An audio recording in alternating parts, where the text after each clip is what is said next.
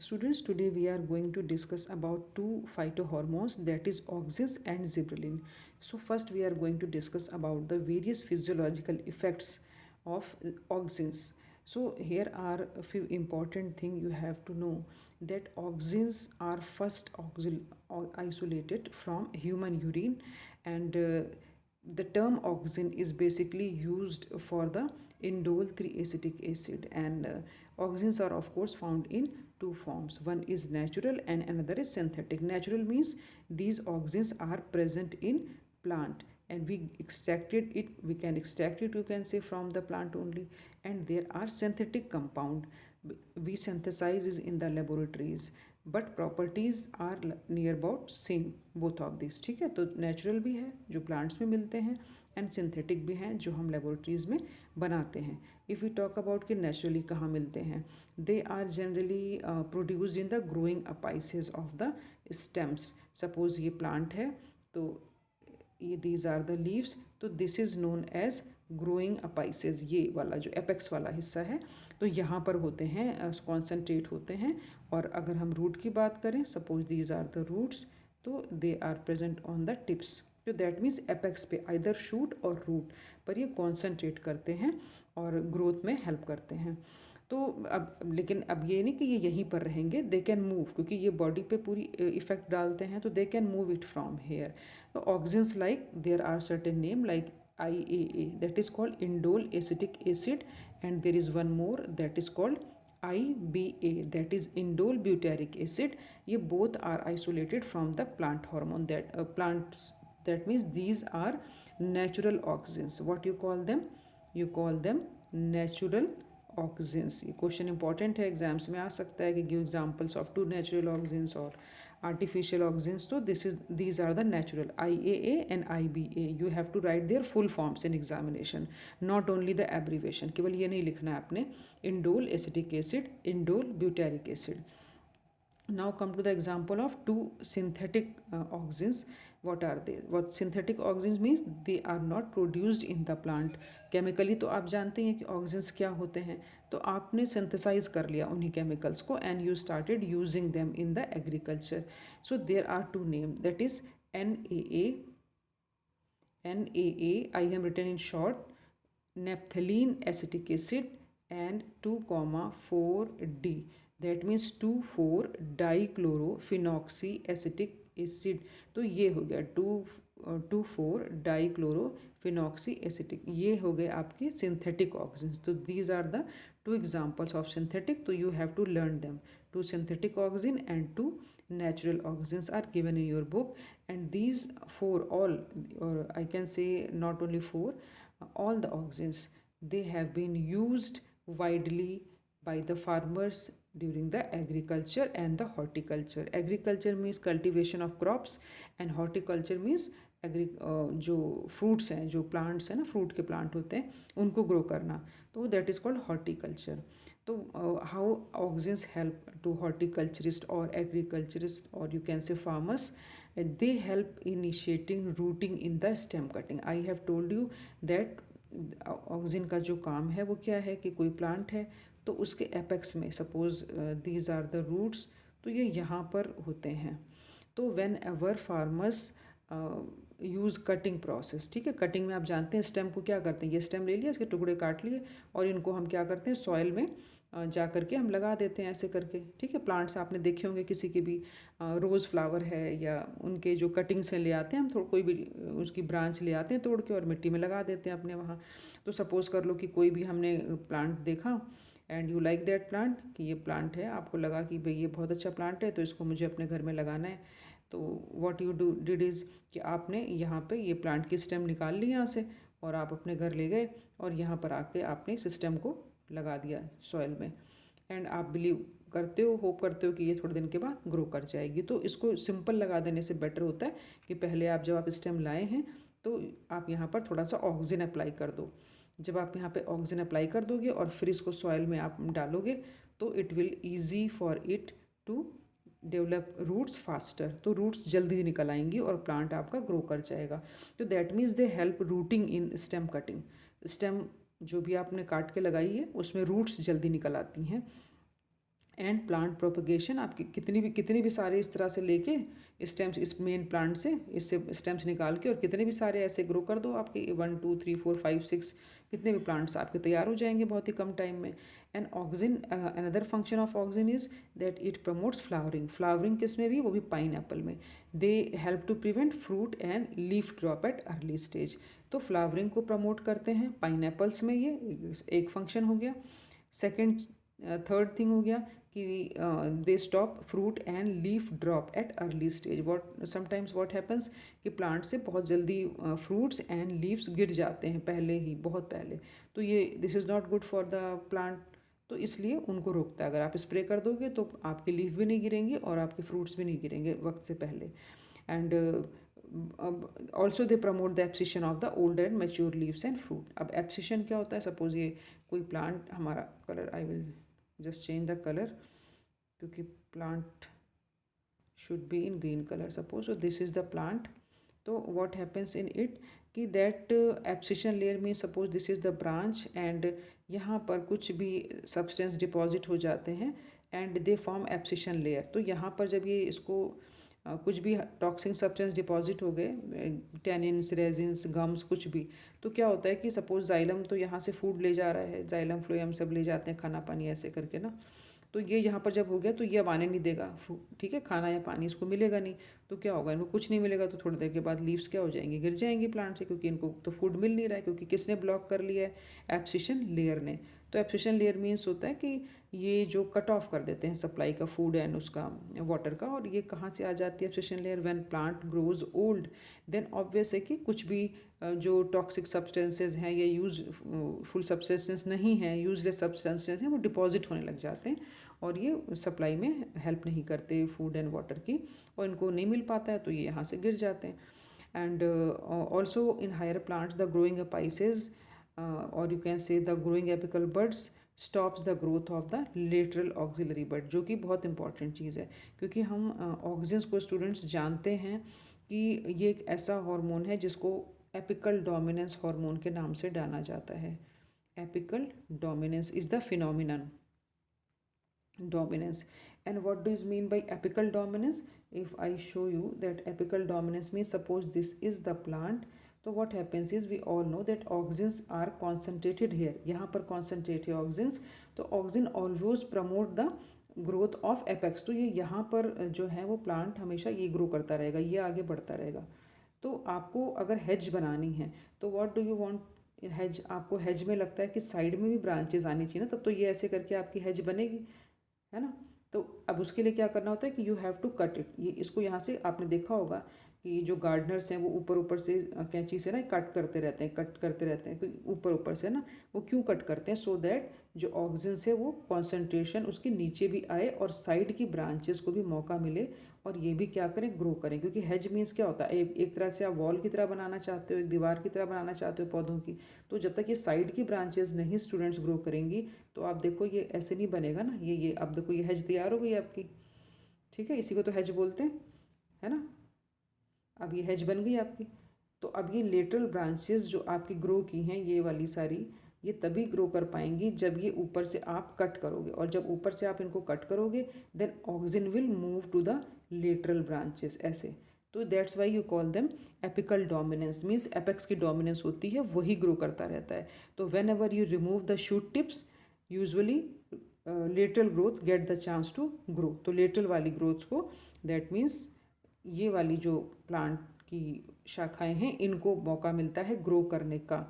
Otherwise ये ऊपर ही बढ़ता रहेगा अगर आप ऊपर से ये इनको क्या नहीं करोगे, आप इनको अगर कट नहीं करोगे। तो इसलिए जो गार्डनर्स हैं आपने देखा होगा जो हेज बनाते हैं वो पेड़ों को ऊपर से कट करते रहते हैं, so that oxygen will transfer to the lateral branches and they also get chance to develop. Now oxygens का one more important phenomenon is that is called parthenocarpy. This is very important, students. Parthenocarpy. What do you mean by parthenocarpy? Parthenocarpy means development of food without fertilization. तो without fertilization it is difficult to imagine कि कहीं fruit भी बन सकता है। तो auxins are the chemicals which induce the parthenocarpy. अगर आप स्प्रे कर देते हैं प्लांट्स पर तो प्लांट्स में फर्टिलाइजेशन की ज़रूरत ही नहीं पड़ेगी, वो अपने आप डायरेक्ट डेवलप हो जाते हैं फ्रूट में विदाउट फर्टिलाइजेशन। तो tomatoes are the example of it. Tomatoes में आप स्प्रे कर दो तो वो बिना फर्टिलाइजेशन के ही फ्रूट डेवलप हो जाता है। And these auxins are also use as a herbicide. Herbicide means herbs को किल करने के लिए फार्मर्स अपने उसमें डालते हैं, क्रॉप में डालते हैं इसको। तो ये हर्बिसाइड की तरह से यूज़ होते हैं, क्योंकि ये जो हैं स्पेशली 2,4-D जो है ये यूज़ किया जाता है डाइकोटिलिडन वीड्स को। और ये डाइकॉट मोनोकॉट दो आप जानते हैं। तो it does not show any effect on the monocot plant. Suppose आपने गेहूं का क्रॉप बोया हुआ है, तो जो गेहूं होता है दिस इज़ मोनोकॉट। अब बीच बीच में इसमें दूसरे वाले भी वीड्स भी निकले हुए हैं and you want to remove this weeds, आप इन वीड्स को हटाना चाहते हो, तो you have to spray the auxins. तो ऑक्सिन क्या करेगा, आपके जो ये गेहूं के प्लांट हैं, जो वीट प्लांट्स हैं, इनको नुकसान नहीं पहुंचाएगा, ये नहीं किल होंगे। लेकिन ये जो वीड्स हैं जो मैंने ब्लू कलर के बनाए हैं ये किल हो जाएंगे अगर ये मोनोकॉट है तो मतलब वो जैसे कहते हैं ना चुन चुन के मारने वाली बात होगी। तो ये मोनोकॉट्स प्लांट्स को डिस्ट्रॉय करता है, उनकी रूट्स को डिस्ट्रॉय करता है। तो इस तरह इसको वीडीसाइड्स के फॉर्म में मोस्टली जब लॉन्स बनाने होते हैं स्टूडेंट्स, आपने देखा होगा गोल्फ लॉन्स देखे होंगे आपने।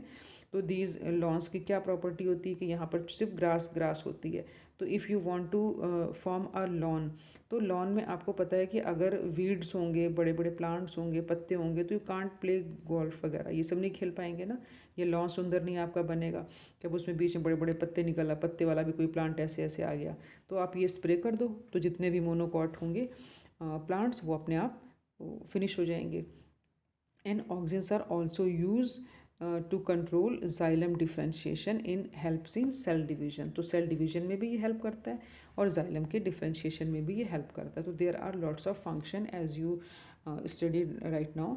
तो आपको लग रहा होगा बहुत से फंक्शंस हैं। You have to make the small notes of it, point wise notes आप बुक से रीड करेंगे and after then you make a notes 5 or 6 important points you mention and then learn it, otherwise you will be confused because you have to study 3 more phytohormones। तो सारे characters आपके mix हो जाएंगे।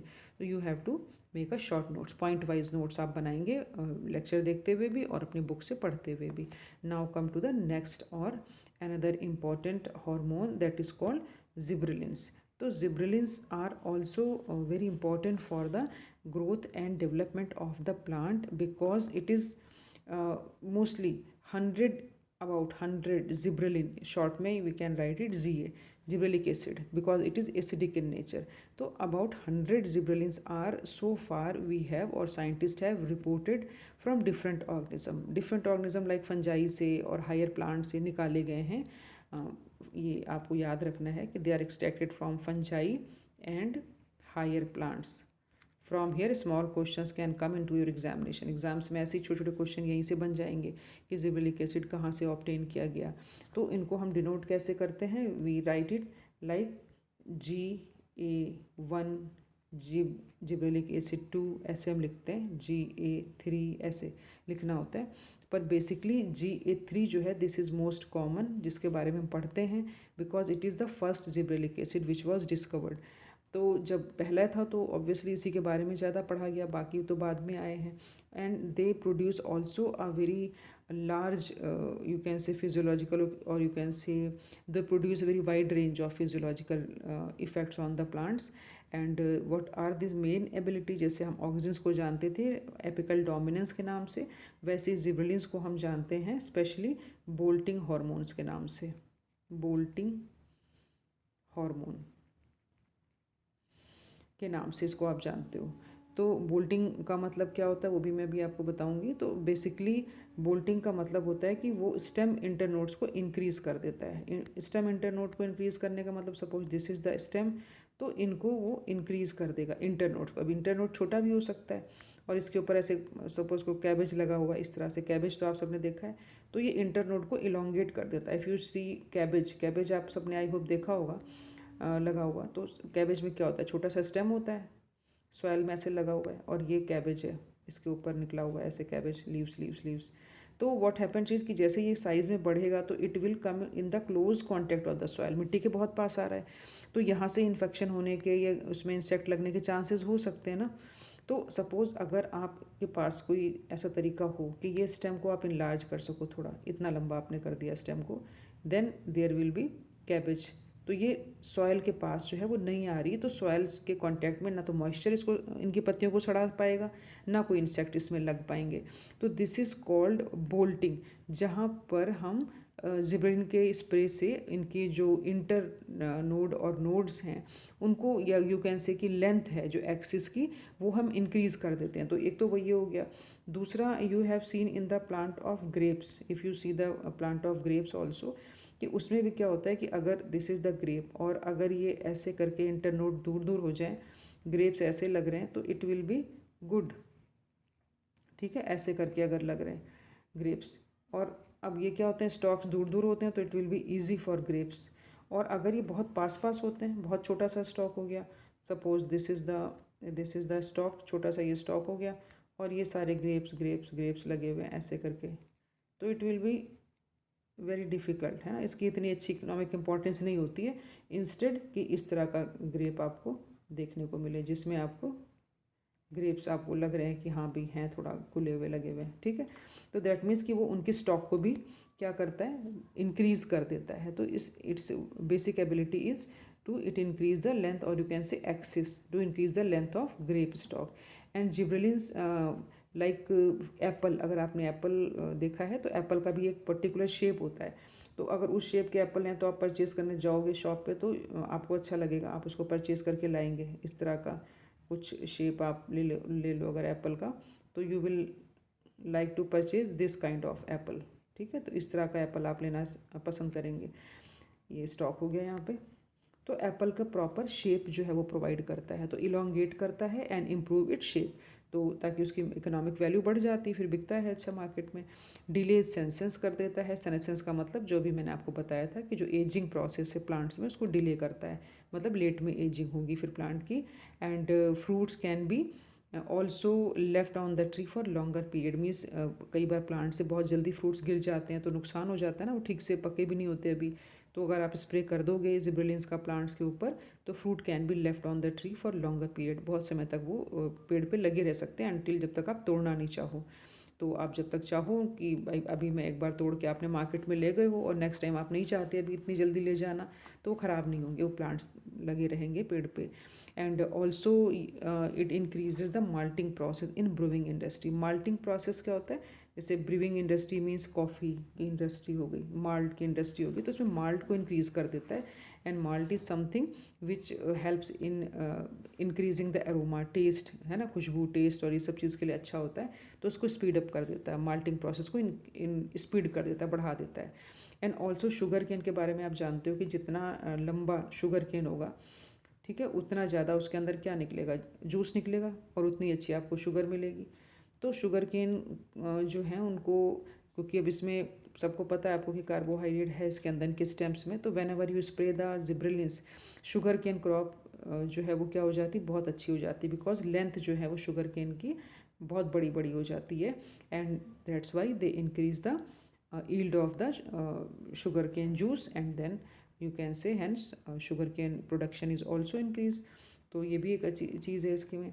Then spraying अगर आप करते हैं conifer plant पे, what are the conifer plants, you have seen in the Christmas this kind of plant बना हुआ कोन्स की शेप में, तो दिस इज़ कॉल्ड कोनीफर, क्योंकि ये कोन सा बन गया ना ऐसे, ये ऐसे अगर आप ऐसे लो तो ये कोन जैसा शेप आ गया ना इस तरह के प्लांट्स का, तो we call them conifer plant. You imagine just like Christmas plant, तो ये हो गया कोनीफर प्लांट। तो ये जो कोनीफर प्लांट्स होते हैं इनके अंदर अगर आप इसको स्प्रे कर देते हैं तो इनका मेच्योरिटी पीरियड जो है वो इंक्रीज़ हो जाता है।